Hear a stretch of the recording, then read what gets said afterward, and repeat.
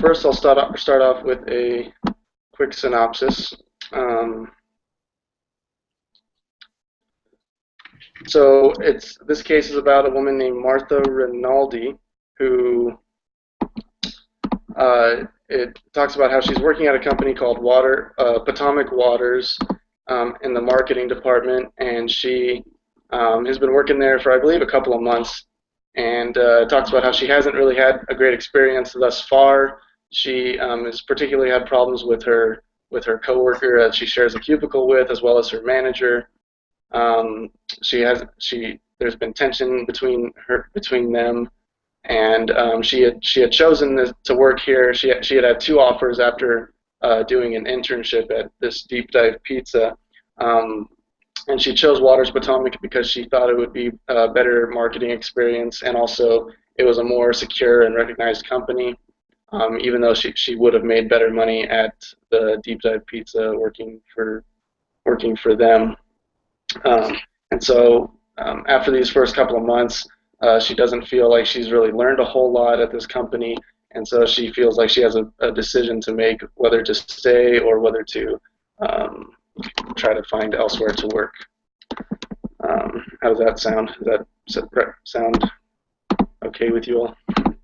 Sounds awesome. Cool. Alrighty, let me get this. Hang on just one second. Okay.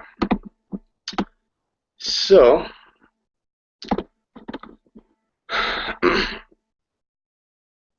um, so the first question is just a very general question. How did Rinaldi get into this mess? So yeah, she was just graduated from, she was a graduate, and she wanted to get a job. She wanted to do marketing.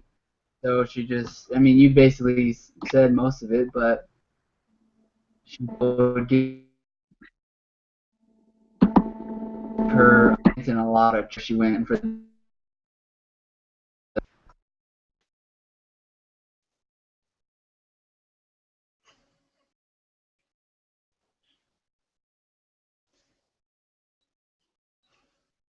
Sorry, I missed that last part. What did you say? Jared? I just basically said I don't know what you missed. The last thing I said was I don't anyone else hear it? I basically just agree with you that she went there for the reasons that you said, and also because of the experience and things. She's a recent graduate, MBA graduate. Yeah. Yep. I think too some of her mess is that she wants to come off as like a loyal team member, um, and so she doesn't like really confront issues.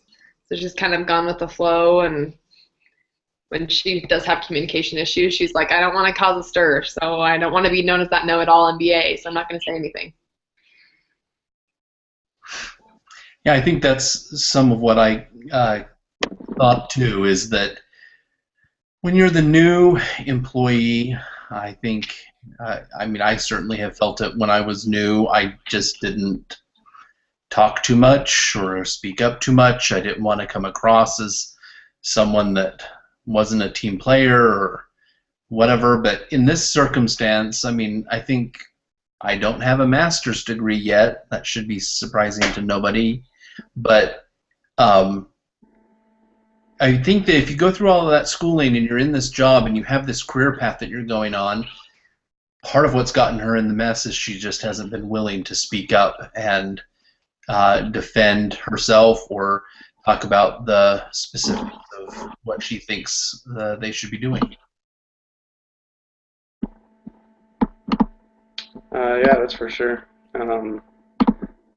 So let's see. There's several questions that let's see. Okay, so um, what is the situation? I don't know if that's really a great question or not. But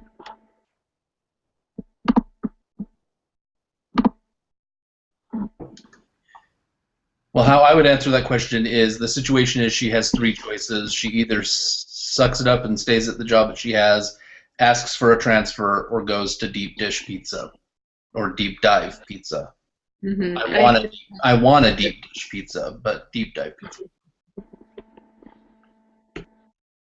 Yeah, I think the situation too is that she thought that she was going to be going into something that she's not. So when she interviewed, it was really positive and outgoing, and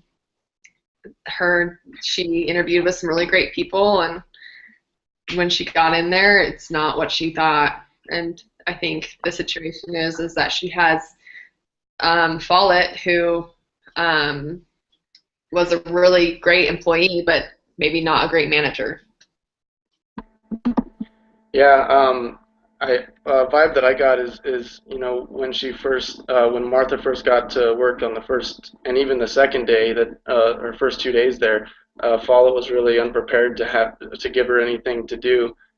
She just told her to just read up on some stuff, but Martha appeared to want to get going and start working and helping right away, but there like little marketing team there was just kind of unprepared, and so that's just kind of the vibe I got was this culture at this place that it's kind of unorganized, and also there's not really great communication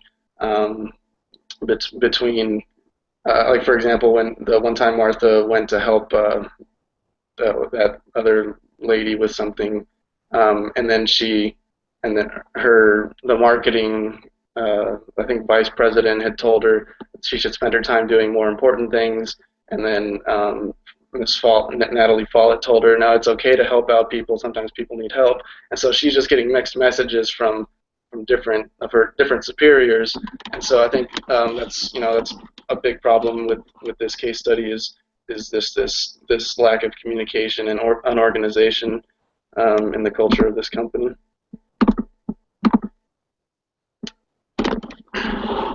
Does anyone else have anything to add about this question? I can move on. Okay. So what should she do now? What do y'all think?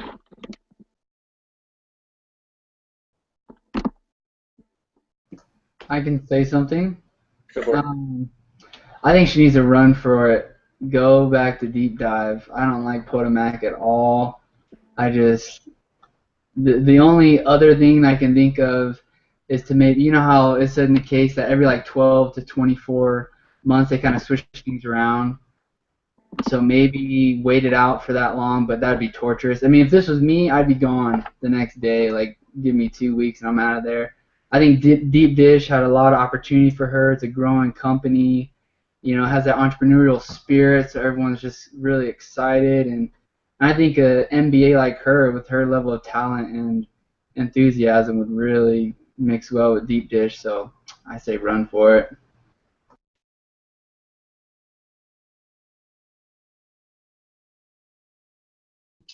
That's what I thought too. Is I felt like she had a lot more responsibility at Deep Dish, and she had a lot more authority, and they trusted her, and they were invested in her. I would definitely not stay at Potomac. No way.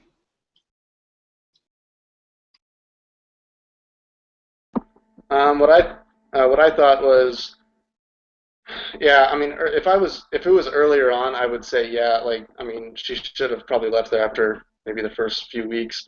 But at this point, I know towards the end of the case study, she had an evaluation from Natalie Follett finally, like after a couple months or something, and it seemed like it was a little bit better than maybe the first couple months have been with her.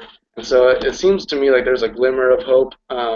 So if I was her at that point, at this point, I would probably maybe stay for a few more weeks and try to reconcile the differences between her and her coworkers. And if it doesn't get any better in a few weeks, then I would probably go ahead and try to leave. But I would probably give it one more shot, considering I think, like I said, I think the evaluation was a small positive step. Michaela, go ahead, and then I'll go. Oh, okay. I think she should leave. Because it's just, for her, it seems like well, when I read it, it seemed like it just things weren't getting better, and especially like every time she tried to do something, and I just really didn't like I if that was me, I would have left after the first day saying, "Oh, we weren't prepared for you," and it's like, "Oh, well, what's the point of me being here then?" So it just that kind of got me was they weren't even prepared for her. So like if it does get better, then it's going to be a um slow and steady for it to get better, but they weren't ready for her in the beginning. Yeah, I'm going to make some assumptions. I'm going to assume that the HR department is the HR department for the whole company. So the communication between the HR department and her um, cubicle office mate and her direct supervisor was just off. No one was expecting her. Yeah, it got off on the wrong foot for sure. I do think that only being there 4 months maybe is not enough of a, you know, chance that she's giving Potomac Waters. I mean, if we're talking 4 years, and this is, well, 4 years is probably too long. If we're talking even maybe a year, and there's still this type of disorganization, dysfunction, I think it's an obvious choice on what she should do. Um, but you guys are younger. It's something my wife and I were kind of talking about as I was batting some ideas off of her. Um, we're in a generation where people now don't necessarily go to a company and go, okay, this is my career. I'm here for 30 years until I retire. Is that kind of your mindset? Do you go into a job thinking, oh, this is my kind of beginner job. I'll be here for 3 or 5 years, then I'll move on to something else. Like, what are your feelings on just the movement of your career?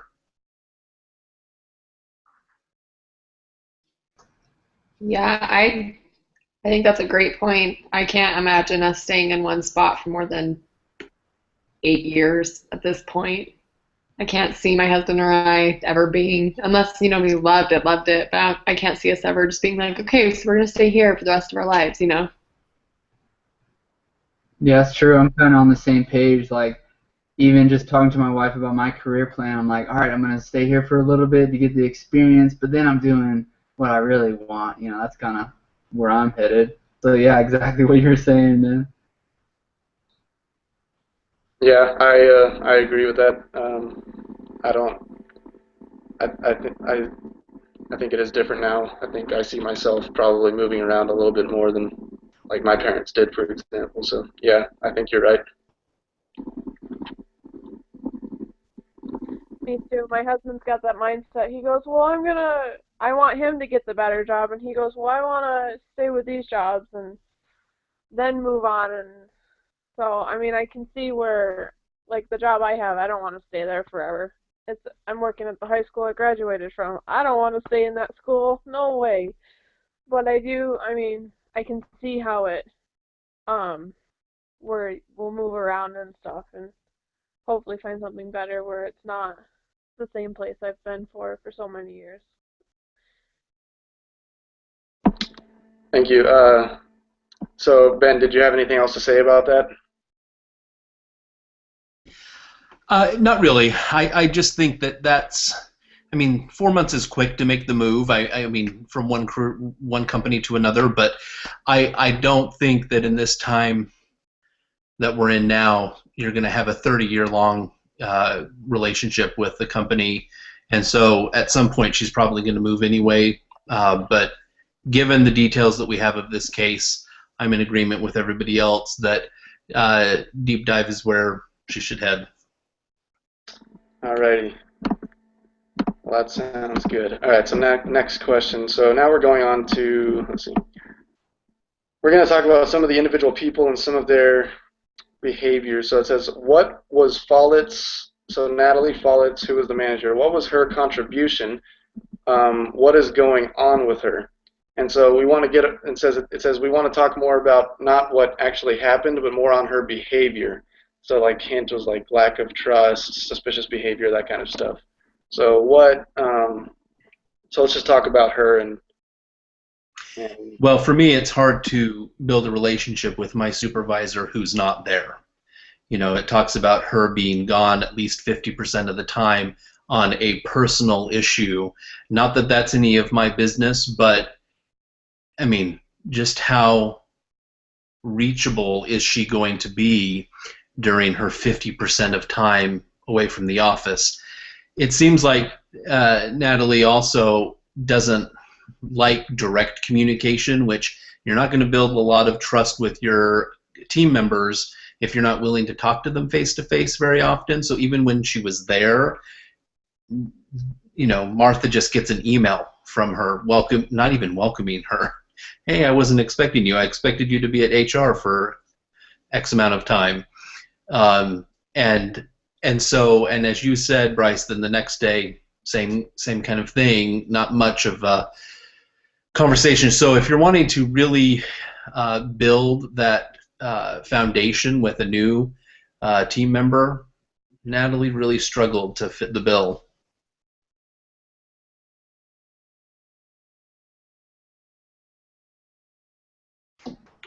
Yeah, to me, it just seems that Follett is treating Martha. I can't even say her last name, Redondi or something, but treating her like a burden. You know, she doesn't really trust her. I don't think there's any trust between them two.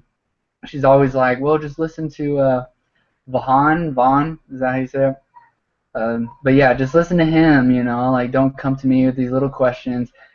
That's how it comes off to me, and that'd be really frustrating. And so yeah, in Follett's mind, Martha is that typical impatient MBA, you know, but what can Martha do? You know, just sit around and be Vaughn's slave, you know. Maybe that's what Follett wants. So I don't know, but either way, Vaughn is not treating her very well. Or yeah, Follett, excuse me. Follett isn't treating her very well. yeah, so yeah, I feel like if I was Martha Rinaldi, I wouldn't be able to. I just wouldn't, uh, I guess, trust her, but also just, I wouldn't really have much faith in her as a manager, being like helping me as a manager. Considering there was a couple of times I think when Follett told Martha, "Come to me with if you have questions," blah blah blah, and then Martha would come to her with questions, and she says, "Oh, I'm busy. Ask Jamie Vaughn." And so right, I mean, right there just shows what kind of manager she is. She tells you something, but then doesn't follow through with it, and so she's not reliable as a manager, and she's obviously not very willing to help. And then also just the fact that there's rumors that she was having an affair with Jamie Vaughn, and she even saw Jamie Vaughn kind of sitting um, somewhat intimately on her desk or something like that. And so it just kind of and so that would show to me that there might be a conflict of interest, that she likes Jamie Vaughn because they have a personal relationship, and so it's just kind of a mess. And I just really wouldn't trust Natalie Follett. I think she has just the suspicious behavior and everything else that we talked about just creates a just a bad scenario all around for Martha. I think, yeah, going off of what you said, Bryce, I wouldn't trust her as a manager. I don't, like I said before, I think this is probably her first manager position, at least in a serious company. It seems like she was probably a really good employee because she's really good at analyzing stuff and she's really good with Vaughn and stuff, but I don't think that she's cut out to be a manager. I think that she'd make a really great employee.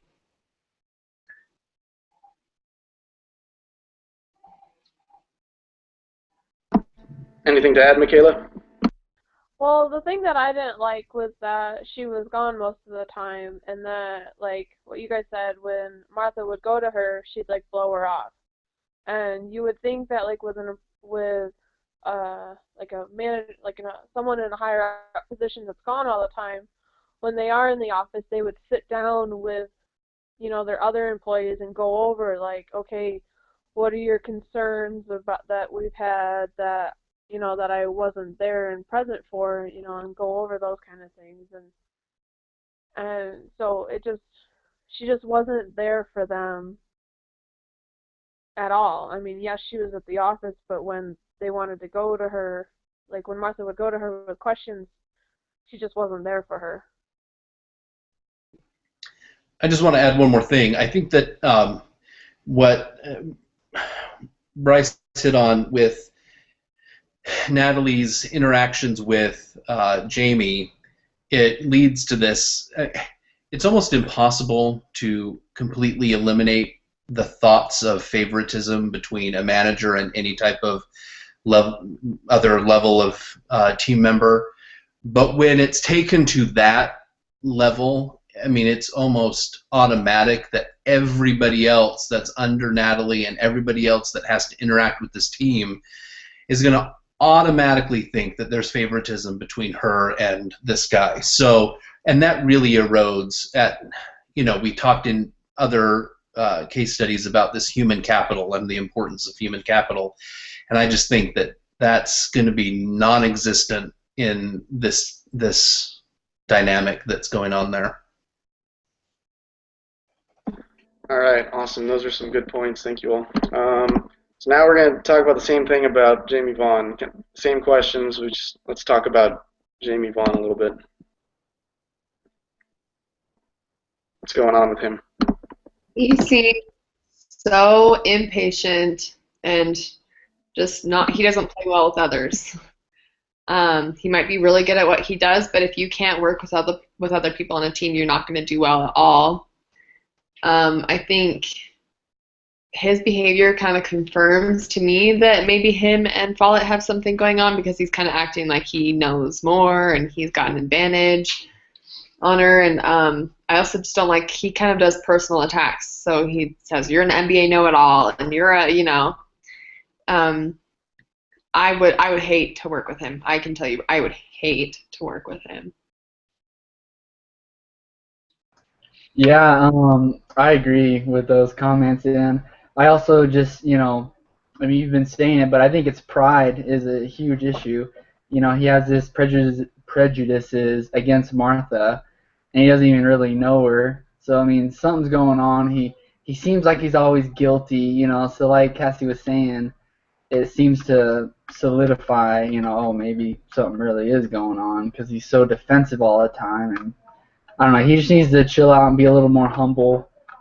Just listen to Martha a little more, try to see her perspective with things, and instead of just his closed-minded view. I also would hate to work with him. I'd be going quick. Anyway. I think Jamie's a jerk, so I pretty much, yeah. I'm going to just backtrack on my 4-month thing, because I would not have been able to work with him in those close quarters for 4 months. But I think it also proves that Natalie is not a good manager, because these behaviors that Jamie has had and showed didn't begin with Martha. So it's clear that she, as the manager, was not handling inappropriate behavior of her team members, nipping them in the bud and making sure that they're corrected, because she very well may have some side action going on with this guy. So it's just it's an unfortunate circumstance. That piece of it, I guess, is thrown in to really make Martha think that Martha is really uncomfortable with the circumstances of her surroundings, and it's really unfortunate.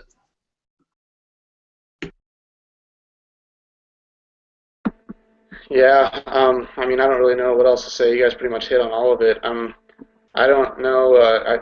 I feel like if I was Martha, I don't know if you're really supposed to do this, but I feel like she should have gone to some people above Natalie and maybe discuss the situation, and maybe even tell them about the rumors of Natalie and Jamie, because I mean, when you're Martha and you go into work and you I feel like Jamie just has it in his mind that he can kind of act however he wants under Natalie because of their alleged relationship, and so he can. I think that's maybe a big reason why he acts the way he does, because he doesn't feel like there will be any repercussions, or anything like that. So I mean, I don't really know what the solution is, but I think that might be maybe the biggest problem, is the fact that he does have this alleged relationship with Natalie, and so he feels like he can act more aggressively and condescending and hostile towards others under Natalie, like that he works with. I think that was a really good point. Just want to say that. Well, it was said in the case study somewhere else when Martha was having like lunches with other people, like other members, that there was others that weren't getting along with Jamie Vaughn either. So I'm kind of wondering if this, whatever you want to call it, this fling thing has been happening for a while to make Jamie Vaughn be like this, if others have been saying the same thing about him too. I mean, there's doesn't seem like there's much positive that's coming when you talk about him with others in the company as well. So he's just bad news all around, huh? All right. Now, what is Rinaldi's contribution? Well, there's like several questions within that. So why is Rinaldi concerned about the situation?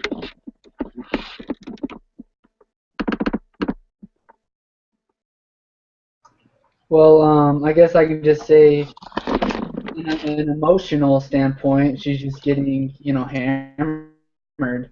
They're treating her really bad. Like, for instance, when she had really good numbers when she was doing the return on income numbers for one of their projects or whatever, analysis, and she was right on, and everyone else recognized that, Bautista, whatever his name was, he was like, good job. Everyone else was like, cool, good contribution.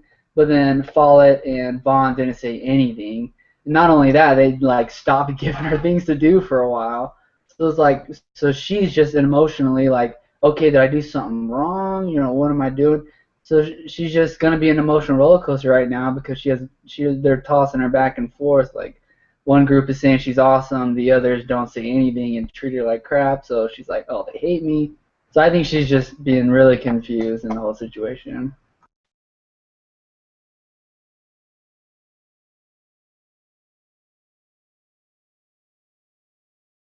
So there's quite a few questions in this section that I want to get through. So I'm going to go ahead and go to the next one. Or unless, does anyone else want to talk about that last question? Okay. So why do you think that Martha received such a poor appraisal? And I'm not really sure what exactly is that talking about. What appraisal? Do you all know? Do you think it means when they had this interview, the performance interview? Yeah, that's what I would think. Sorry, do you want to come in? No, go ahead. No, go ahead. I think it's because they honestly don't appreciate her work. So she's kind of been beaten down and kind of lost motivation and ambition, and so now she's got nothing left for them, and they're like, hey, where'd your ambition go? You're not showing any. And so I think it's kind of a bad loop.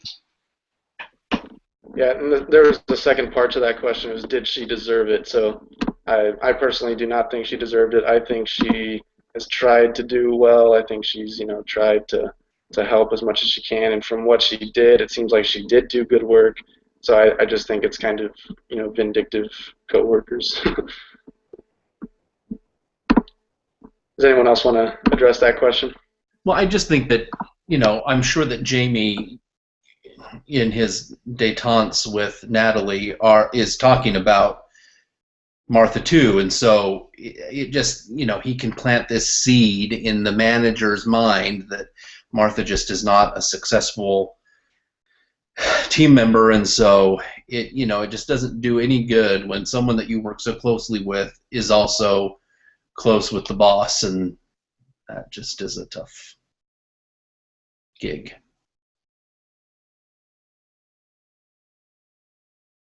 Alrighty, thank you. Let's go to the next question. How would you describe Rinaldi's influence style, and what tactics did she use? Y'all understand that question?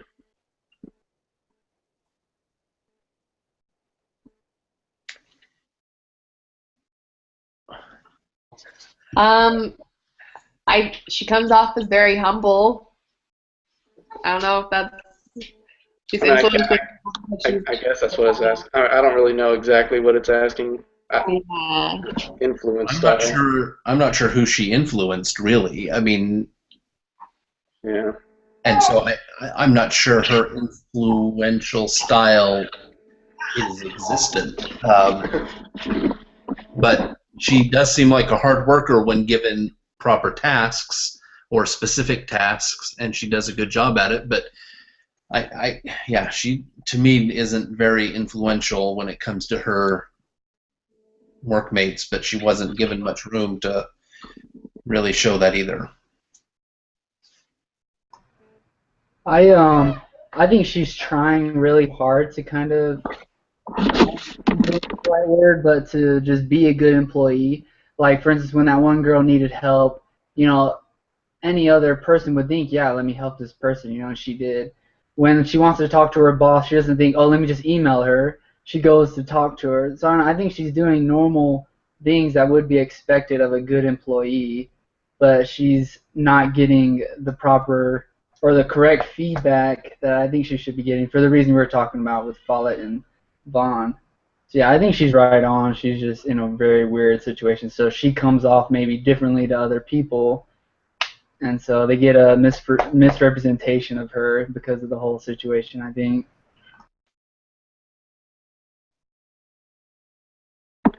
Good points. Does anyone else want to talk about that at all? All right. Okay, let's see. So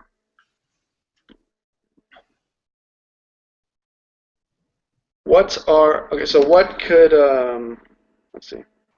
What could she have done differently during her past? I guess she was there for 6 months, according to this. So, from her time there so far, what could she have done differently to have possibly made it better? Made her time there better? I think she probably could have talked to Bautista more. I don't know how you say his name. The guy who's above Follett. I think she could have talked to him more, you know, when the problem started arising and just said, hey, there's somewhere else where my talents may be useful, or what should I do in this situation, instead of, you know, just trying to lay low. If she is, I mean, if it is 6 months, I get confused because it just said right off the bat that she'd been working there for 4 months at the very beginning. But at 4 to 6 months, whatever it is, I mean, that's enough time for you to start to feel comfortable, I would think, in a company. And she really should have started kind of elbowing her way into discussions and making herself known and being a little bit more proactive and aggressive in order to get noticed. It's clear that that kind of behavior is what Natalie is going to respond to anyway. So if you're not going to show that, then Natalie's ultimately not going to feel that you are performing at a very optimal level. Now, if Martha just isn't comfortable doing that, then the choice is pretty clear that she needs to leave.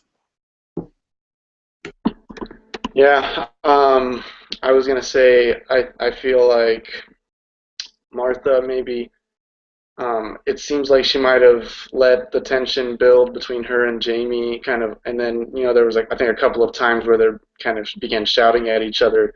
I assume that was probably a little later on, and so I'm guessing that she probably didn't really talk to him very much about any issues that she had with him, and then they just kind of boiled over at a certain point.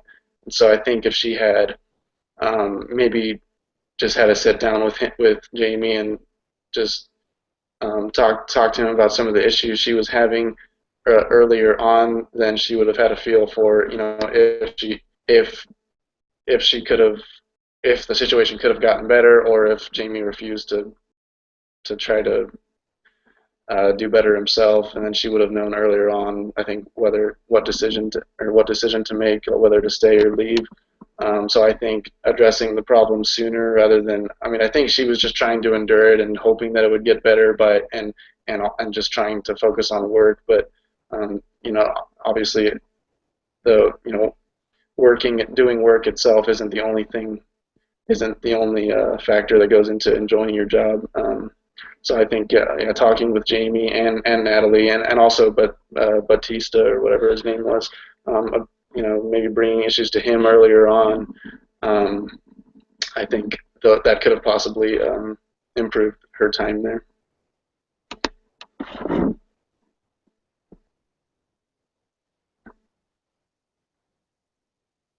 Anyone else have anything to add about that? All right.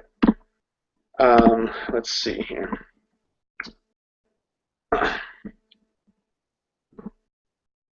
Okay, so as of right now, what could she do to repair the situation and her relationships with Follett and Vaughn?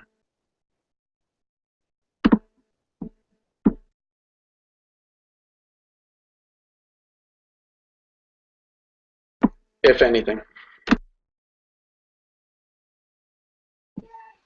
I don't know if she can really improve the relationship.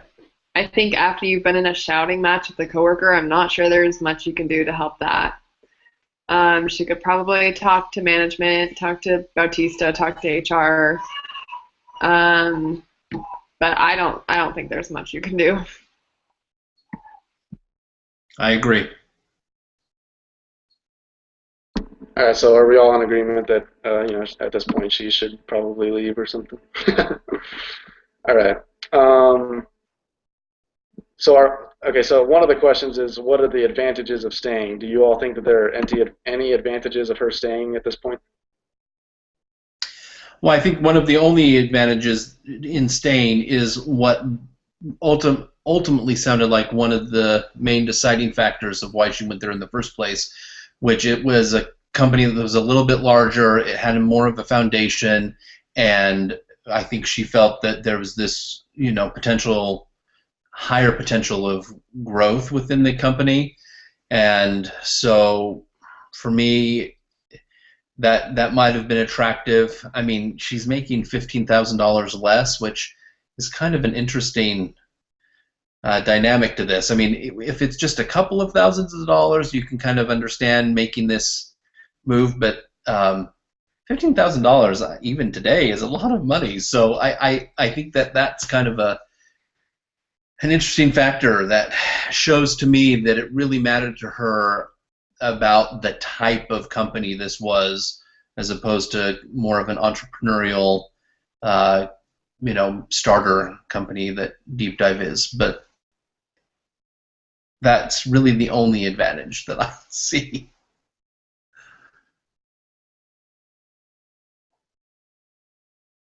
Alrighty, I think you probably, does anyone else have anything to add? I don't really see anything else other than what he was talking about, what Ben was talking about. Alrighty.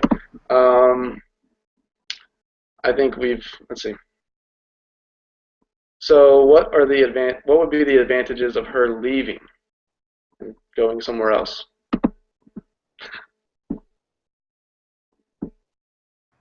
What would be the advantage, you said? Yeah, what would be the advantages of leaving and going somewhere else? So I would add that she's free of this mess between Vaughn and her and Follett. That's probably the number one thing, just getting out of that mess. The emotional roller coasters would hopefully be gone, or at least be a lot less.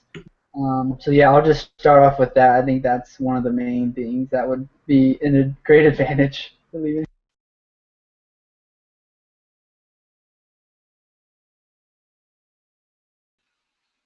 Yeah, I think just as a general thing, she would just grow a lot more somewhere else, or she was given more responsibility, and yeah. Yeah, and I agree with that, and I also think that she could probably make more money elsewhere, just like she could have made more money at Deep Dive Pizza. I'm sure there's other places I mean, I'm assuming she could probably go back to Deep Dive. I think they had mentioned how they had said, you can, we would love for you to come back in the future or something like that. So I assume she'd be able to go back there maybe, or somewhere else where she could make more money, which is a huge factor in deciding where to work. Yeah, I think Deep Dive is a clear option for her. It's interesting to me. She seemed to really have, by the case study, a great experience there with her internship, and she got noticed by the CEO. I know it mentioned that a couple of times, and when she made the decision to not come back to them, the CEO actually expressed like some, displeasure in that. So it's kind of weird to me that she makes this decision ultimately. I mean, she's getting more money in her offer from Deep Dive. She has the CEO, like the head person. I'm not even sure she's met the head person at Potomac Waters, let alone they have any idea who she is. And yet she still went with this other offer. I just think that it's important to realize that she seems to have built some pretty solid relationships with Deep Dive, and that would probably be to her advantage at this point. Yeah, I agree. I think it's kind of puzzling to me as well that she chose Potomac Waters over Deep Dive. I mean, because like you said, having the CEO really like you and really want you, that's a huge plus. So yeah, alrighty. My wife just texted me and said maybe she went to DC because of the single scene. So that's my wife's little ad.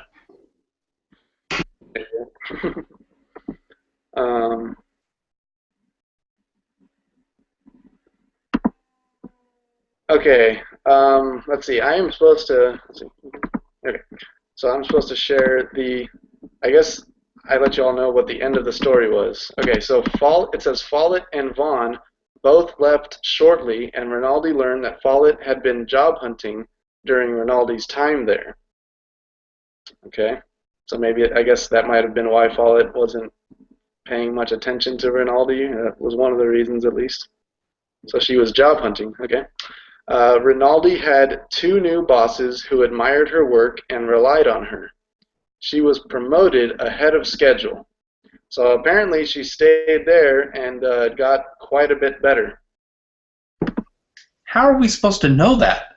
There's nothing in the case study that even remotely gives you a hint that that's a possibility. Yeah, I don't know. That's part of my suggestion was for her to job search and look for somewhere else. So did they have an affair? Do we know? It doesn't say. But I'm gonna assume that they did, just because she thought it initially, and then she also heard it later from someone else. So. Witness of 2. That's right. That's right.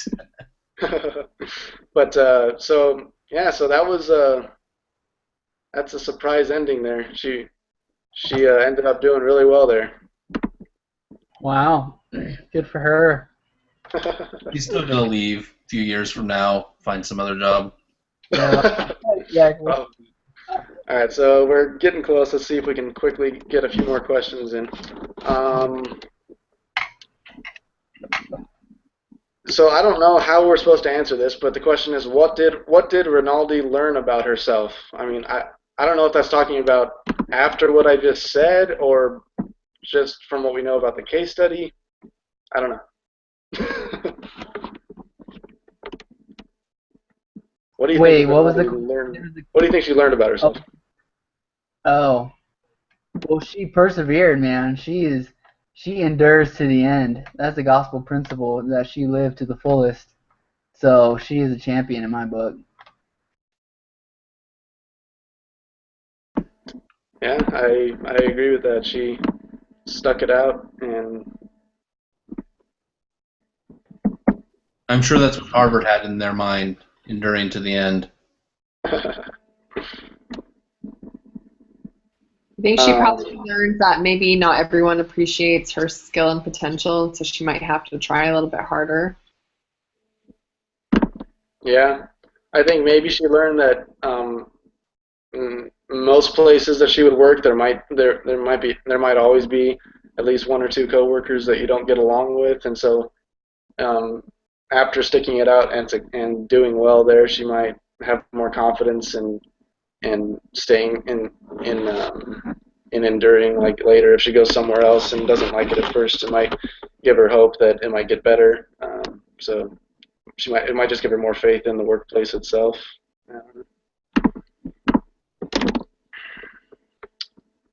Anything else about that? Okay, let's see.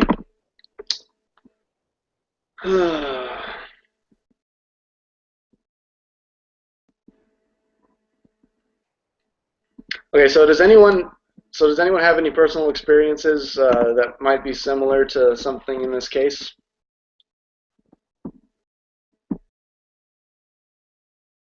Well, I have an experience right now where in my job, our managers, let's just say, don't live the principles and speed of trust.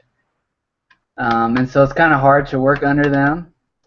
But so I'm just enduring to the end. You know, I'm being a Martha, and just until I graduate, I'm sticking to it, and just putting up with it the best I can.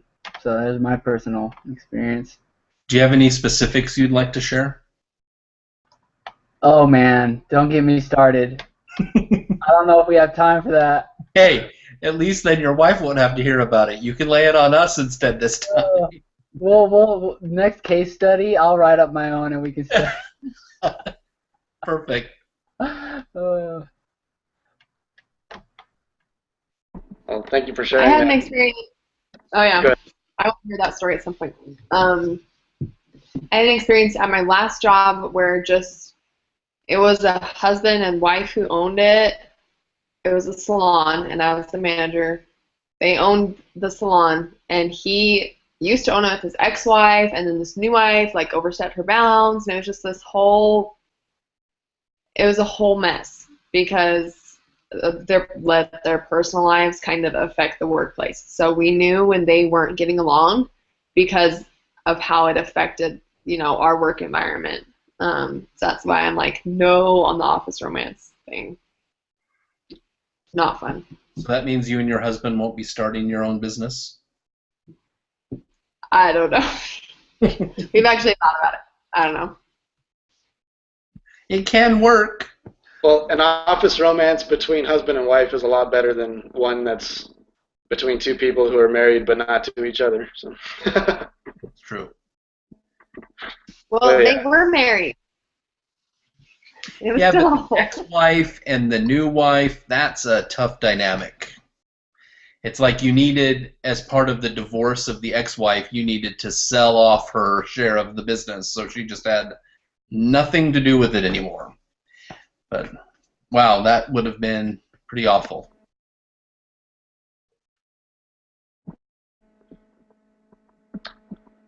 I honestly, I don't feel like I've had any experiences at work that were really like this one, so I'm trying to think, but I can't really think of one off the top of my head that was really that similar to this case. So, does anyone else have anything they'd like to share? All right, well,